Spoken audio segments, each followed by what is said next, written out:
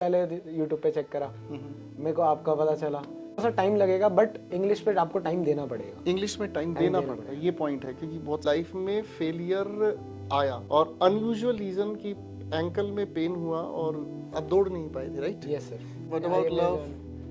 Sir ठीक है, भाई सुन लेगा। मैं तो बचपन से WWE देखता था सर। आई थिंक हर एक डिफेंस एस्पिरेंट रिलेट करेगा कि वो जब उसने बचपन में लक्ष्य मूवी देखी होगी।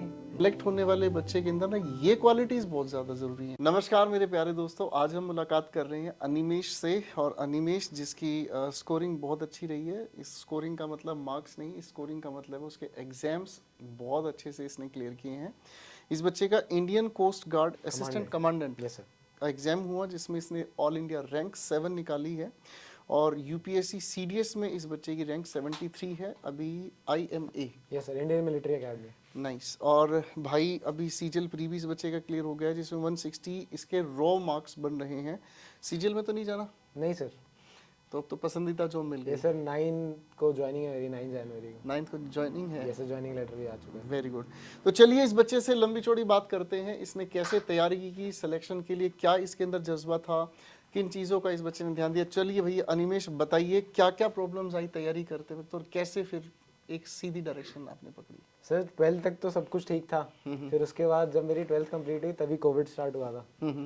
तो सबसे पहले तो कुछ एनडीए का था दिमाग में कि एनडीए क्लियर करना है। तो एनडीए का मैंने तैयारी स्टार्ट करी है। एनडीए मैंने रिटर्न भी क्लियर किया सबसे पहले, और रिटर्न मेरा क्लियर हो गया था। फिर उसके बाद एसएसबी वगैरह मेरे को प्रॉब्लम आई इंटरव्यू प्रोसीजर में। Very nice. क्योंकि उसमें इंग्लिश स्पीकिंग का बहुत रोल होता है सर। तो उसमें इम्प्रूव करने में थोड़ा सा टाइम लगा, क्योंकि वो ऐसा नहीं है कि आप 2-3 महीने में उसको इम्प्रूव कर सकते हैं। आपको उस पर अच्छे से टाइम देना पड़ेगा।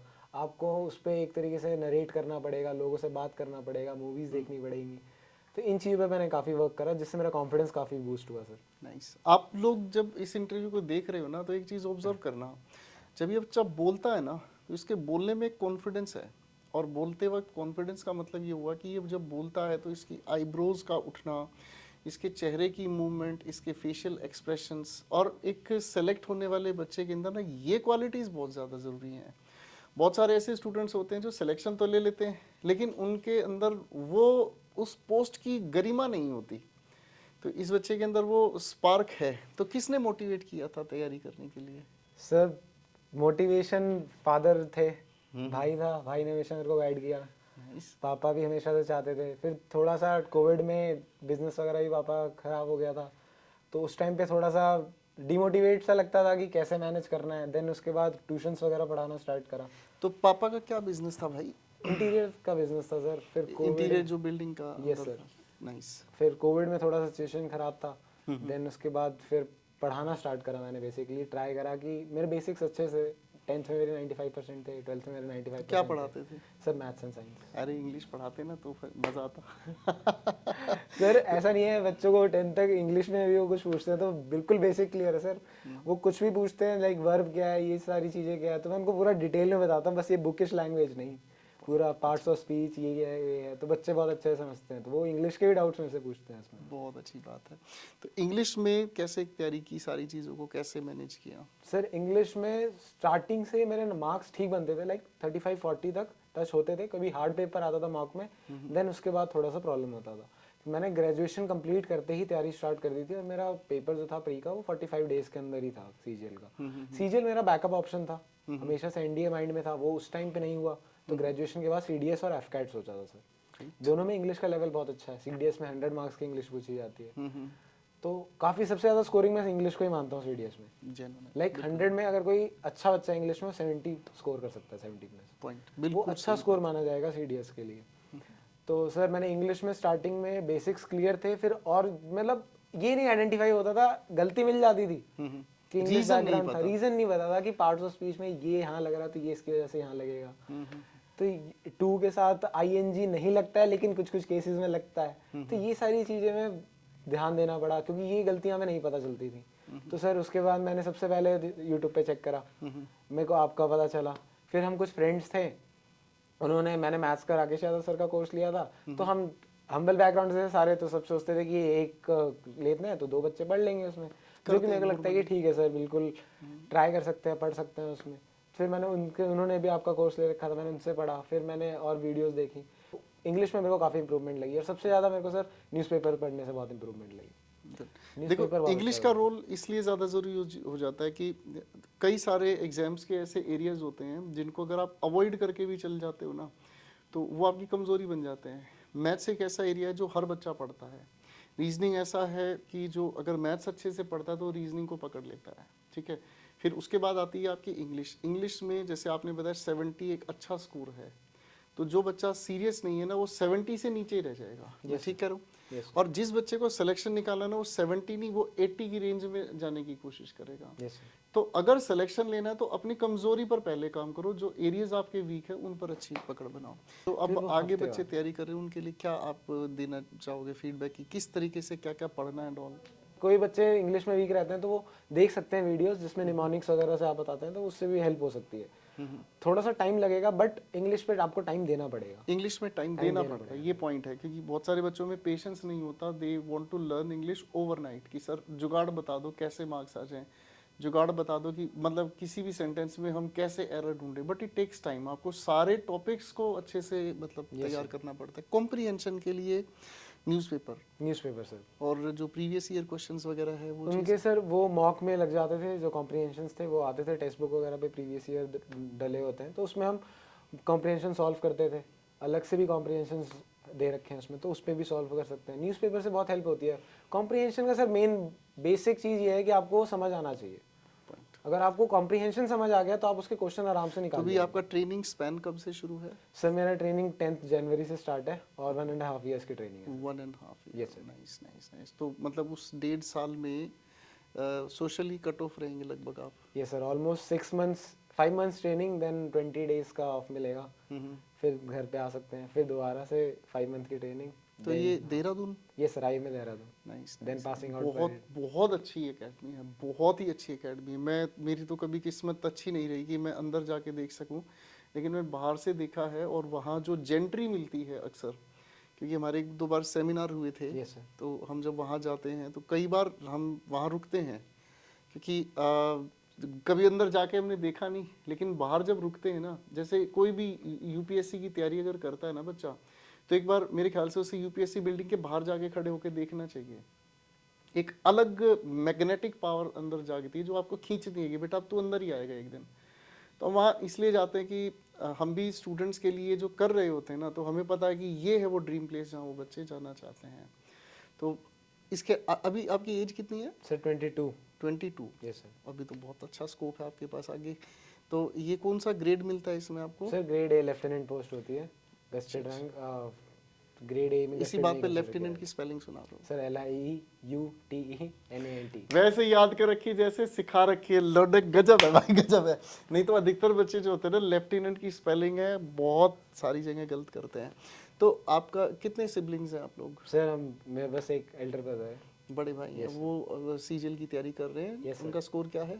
सर उनका प्री का स्कोर 170 है। उन्होंने कुछ टाइम पहले ही तैयारी, मतलब उनका बेसिक बहुत अच्छा था ट्यूशन वगैरह से, तो फिर उन्होंने थोड़े टाइम पहले स्टार्ट 170 करी। एक अच्छा स्कोर है, जीएसओ की तरफ तो जा सकते हैं। हाँ बट नहीं भरी थी आई थिंक उन्होंने प्रेफरेंस। उनका ये है, उनका यूपीएससी का है सर ड्रीम, तो वो चाहते हैं जाना चाहिए एक बार, मतलब यूपीएससी जाना चाहिए। पता है क्या होता है कि जब कहते हैं ना, अगर आपके अंदर है पोटेंशियल, अगर आपके अंदर खुंदक है तो करके देखो, व्हाई नॉट, ट्राई करके देखना चाहिए। वरना जिस हम लायक हैं वहाँ तो हम पहुँच ही गए। सर मैंने इनको मेन बोला था कि घर को भी देखते हुए, और उसके बाद फिर अगर वो इनका बेसिक बहुत अच्छा था तो मेरे को लगता था कि ये सीजन बहुत जल्दी क्रैक कर सकते हैं। तो ऐसा हुआ भी, प्री में भी बहुत अच्छा स्कोर है। अब 18 को मेंस है, होपफुली अच्छा ही आएगा सर। भाई भगवान करे। उसके साथ भी वो भी मेरे से पढ़ा है सर, मतलब उनको मैंने वीडियोस वगैरह रेफर करी हैं तो वही सेम यूट्यूब से ही। आपके बहुत चीज़ें सर यूट्यूब पे भी हैं, लेकिन जिनको जैसे मेरा बेस अच्छा था तो मेरे को हर एक चीज़ बहुत डिटेल में नहीं देखनी पड़ी। लेकिन जिस बच्चे का बेस बहुत अच्छा नहीं है, उसको बिल्कुल जीरो से स्टार्ट करना है, देन वो कोर्स रेफर कर सकता है सर। करना चाहिए वो उसको आराम से, फिर वो उसको टाइम देना पड़ेगा। मेरा ये मानना है कि अगर आपको कुछ भी आता है तो आप कैसे भी कर लो तैयारी, वो एक अलग चीज़ है। लेकिन अगर आपको कुछ सीखना है, मन में ये है कि मुझे एक बार अच्छे से, जैसे गाड़ी चलानी है, गाड़ी चलाने के लिए एक बार आपको अच्छे से गाड़ी चलानी सीखनी चाहिए।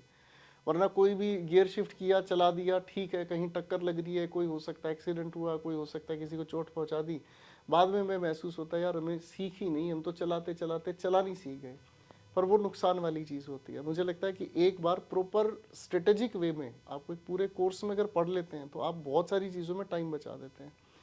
हो सकता है कई बार कोई पेपर आप देने गए हैं, उस ना तैयारी करने की वजह से वो नहीं हो पाया क्वालिफाई, आपने वो चांस, वो टाइम ख़राब कर दिया, तो उसको तो बचाने की कोशिश करनी चाहिए। ये सर ग्रेजुएशन के बाद मेरा यही था कि जल्दी से जल्दी पेपर क्रैक करना है, तो मैं शॉर्ट टर्म बनाता गया कि पहले प्री है 45 अच्छा, डेज जब तैयारी करते हैं तो इंग्लिश मीडियम, हिंदी मीडियम, बहुत सारे स्टूडेंट्स होते हैं इस डिलेमा में रहते हैं कि हम तो हिंदी मीडियम से हमसे नहीं हो पाएगा। क्या सीडीएस का हिंदी मीडियम से कोई डर हो सकता है? नहीं सर, रिटर्न में तो 100% है, कोई ऐसा डर नहीं है, बट एसएसबी के लिए उनको मेहनत करनी पड़ेगी कि वहाँ पे हिंदी अलाउड बोलते हैं, but I don't think so कि वो उसको रेफर करते हैं आगे या उस चीज़ को रिकमेंड करते हैं, या तो वो बहुत एक्स्ट्रा ऑर्डिनरी होना चाहिए, बट वो हमेशा कहते हैं कि अगर आप कहीं पे भी अटकते हैं तो आप हिंदी बोल सकते हैं, then revert back to English. तो कोई मूवी ऐसी जिसने इंस्पायर किया इस लेवल पे सोचने? सर आई थिंक हर एक डिफेंस एस्पिरेंट रिलेट करेगा कि वो जब उसने बचपन में लक्ष्य मूवी देखी होगी तो उसने आईएमए देखा होगा, वो ड्रीम देखा होगा सर। उसके बाद मैंने सारी डिफेंस वाली मूवीज देखी, लेटेस्ट अमरन मूवी देखी, उससे पहले शेरशाह मूवी देखी थी। शेरशाह मूवी को देख के तो सच में रोना आ गया कि वहाँ जो हमारे सोल्जर्स ने देखा वो दर्दनाक पल, वो सच में मतलब बहुत रोया मैं उस मूवी को देखने के बाद। और मैंने जिन भी स्टूडेंट्स जो खासकर सीडीएस वगैरह के लिए तैयारी करते हैं, जो तैयारी करने के बाद आपकी तरह मिलने आते हैं, तो वो सारे बच्चे कहते हैं कि अच्छा एक्सपीरियंस उस मूवी को देखने के बाद। तो भाई अब और क्या टाइम टेबल मेंटेन करते थे आप तैयारी करते वक्त? सर मेन ऐसा पूरा दिन ही लाइब्रेरी में ही कटता था बेसिकली, पूरा दिन लाइक सुबह उठे, थोड़ा बहुत रनिंग वगैरह किया या जिम ज्वाइन कर रखा था तो जिम वगैरह चले गए। एक बार डोले दिखा मेरे को। सर मेन तो रनिंग किया सही है। वैसे मेरी चेक करिए, मेरी ठीक आपके सर मेरे से ज़्यादा है। ठीक है ना? सर मेरे को वैसे नहीं लगता था वीडियो में, बट अब बहुत ज़्यादा हो गए। नहीं, मैं भी अपनी हेल्थ का ध्यान रखता हूँ, रोज सुबह अपने आप को करते हैं, क्योंकि सारा दिन फिर ये लगता है कि हमने अपने लिए किया पर शरीर के लिए कुछ नहीं किया। सर हेल्थ मेरे को लगता है बहुत ज़रूरी है, अगर आप पढ़ भी पाएंगे तो बहुत ज़रूरी है। मोहित अब तू ध्यान रख ले बेटा, तू पेटू होता जा रहा है। पढ़ने में बहुत हेल्प होती है सर। मैं अगर बिना वर्कआउट करे या बिना रनिंग करे पढ़ने बैठ जाऊँ, मेरे को नींद आने लग जाती थी। हाँ ये बात है। फिर मैं लोग कहते हैं कि रनिंग करने के बाद या वर्कआउट करने के बाद फिर नींद आती है, बट मेरा उल्टा था।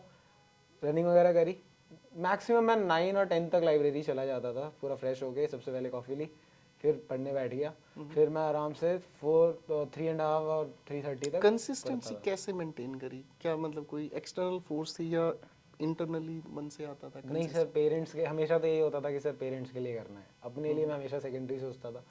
पेरेंट्स के लिए, भाई के लिए, घर वालों के लिए, नाना नानी बहुत सपोर्ट करते थे, दादा दादी बहुत सपोर्ट करते थे।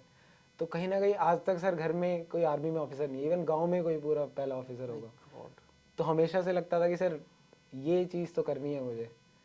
तो ये कंसिस्टेंसी थी, बट सर कभी कभी होता था नहीं भी पढ़ पाते थे, बट वापस से लगता था कोई और ऑप्शन नहीं है। जिस इंसान ने ये सोच लिया ना कि मेरे पास कोई और ऑप्शन नहीं है, उसकी कंसिस्टेंसी कोई रोक नहीं पाता, और उसको फिर एक्सटर्नल मोटिवेशन की भी जरूरत नहीं होती। जिसकी लाइफ में एक पर्टिकुलर टारगेट है, भाई ये करना ही करना है, इसके बगैर काम नहीं चलेगा। आप सांस ले रहे हैं तो सांस लेने का कोई अल्टरनेटिव नहीं है, सांस लेना ही लेना है। भाई ये मेहनत करने का नहीं भी सर, हमेशा ये सोचना है कि लाइक एज तो 30 तक भी है, सीडीएस की भी 25 तक है। लाइफ में कभी कोई नेगेटिविटी आई जिसकी वजह से वर्क फोर्स या काम करने में इच्छा नहीं हुई हो, ऐसा कुछ? नहीं सर, स्टार्टिंग में थोड़ा सा फेलियर्स भी रहता था। मैं सीपीओ का फिजिकल नहीं हुआ था मेरे बर्थडे वाले दिन, मतलब बहुत ट्रेजिक सा था, लाइक पता नहीं चला, पैर सारी टाइमिंग वगैरह अच्छी आ रही थी, मार्क्स बहुत अच्छे थे मेरे सीपीओ में भी, लेकिन पैर में सडनली पेन हुआ रनिंग करते वक्त, और फिर वो काफ़ी ज़्यादा बढ़ गया, समझ भी नहीं आया, डॉक्टर को भी दिखाया, उन्होंने भी कुछ नहीं बोला। क्रैम्प था या? क्रैम्प सर आइडिया नहीं, एंकल में था और वो वहाँ पे सूजन हो गई और फिर उससे चलने में भी दिक्कत हो गई। मैं रनिंग भी करने गया, अजमेर था मेरा सेंटर दिल्ली से, मैंने कहा ट्राई करते हैं वहाँ पे कुछ हो जाए, बट नहीं हो पाया। तो उस दिन मेरा सेम बर्थडे ही था 20 नवंबर को 2023 में। तो मेरा 23 नवंबर, आपका 29 नवंबर है? नहीं, मेरा 20 नवंबर है। 20th पहले तुम मना लो, कोई नहीं, बाद में मैं अपना केक खिलाता हूँ। तो सर उस टाइम पे लगा, घर वालों को बहुत उम्मीदें होती थी सर। उन्होंने कभी एसएसबी के पॉइंट ऑफ व्यू से नहीं सोचा था मुझे, क्योंकि उसमें मेरे को बहुत इंप्रूवमेंट चाहिए थी। उनको लगता था एसएसबी बहुत टफ है, मतलब ग्रेड ए, वो चाहते थे कि सीजीएल में भी अगर हो जाए तो बहुत अच्छा है, बट ये लेकिन चेरी ऑन द टॉप था सर। मतलब सोचने वाली ये बात है, ये एक बहुत इंपॉर्टेंट चीज होती है लाइफ में। फेलियर आया और अनयूजुअल रीजन की एंकल में पेन हुआ और आप दौड़ नहीं पाए थे, राइट? Yes sir. ये एक अनयूजुअल रीज़न है जिसका किसी ने भी नहीं सोचा हो, लेकिन भगवान आपके लिए हमेशा बहुत अच्छा सोचता है। इसलिए कभी कभी जो आपको अपॉर्चुनिटी सामने दिखाई देती है ना कि yes this is the last opportunity I have, वो अपॉर्चुनिटी आपसे भगवान छीनता है। वहाँ आपको नेगेटिविटी नहीं लानी दिमाग में, वहाँ रुकना नहीं है। आप हमेशा ये सोचना कि अब की बार नहीं ना, अगली बार इससे भी अच्छी जगह पर मैं जाऊंगा, भगवान ने कुछ अच्छा सोचा है, राइट? यस सर, बहुत ऑप्टिमिस्टिक हैं आप इन चीज़ों सर, में? बहुत ज़्यादा। मेरे को लगता है रिलीजियस कि रिलीजियस भी हूँ सर। और मतलब केयरिंग, केयरिंग सर, पेरेंट्स को लेके हमेशा से। पैशनेट, पैशनेट सर, बचपन से ही ड्रीम था। What about love? सर ठीक है। भाई सुन लेगा। नहीं सर, पढ़ाई के वक्त तो ऐसा नहीं लगता था, हमेशा लगता था कि ये इन चीज़ों के लिए भी टाइम बहुत कम है, तो क्योंकि लाइब्रेरी में जो पर्सन पूरा दिन काट रहा है, फिर उसको इन चीज़ों में नहीं हो पाता था इतना। सच बात है। जब लाइफ की मतलब टारगेट बड़ा हो तो फिर ये चीज़ें माइनर रह जाती हैं, इन चीज़ों पे ध्यान नहीं दिया जाता। तो जो स्टूडेंट्स तैयारी कर रहे हैं सीडीएस के लिए, आने वाले टाइम के लिए, उनके लिए कोई वन लाइनर आपकी तरफ से, कोई ऐसी मोटिवेशनल लाइन जो हमेशा आप याद रखते हैं? सर मैं तो बचपन से WWE देखता था। भाई उसमें साहब उसमें जॉन सीना था सर, वो हमेशा से यही कहता था, नेवर गिव अप। बहुत फनी लाइन लगेगी बच्चों को sir, but never give up attitude बहुत जरूरी है सर। बहुत ज़रूरी है। कितने भी फेलियर्स हों, बट अगर आपने ये सोच रखा है कि लाख आपको करना गिराने है, वाले मिलेंगे आपको, लेकिन चलते रहना ये आपकी चॉइस है, और रुक जाना ये भी आपकी चॉइस है।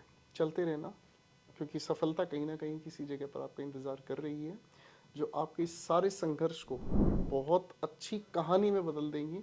और वो कहानी ऐसे ही सिलेक्शन वाली चाय के साथ आप मेरे साथ साझा करेंगे।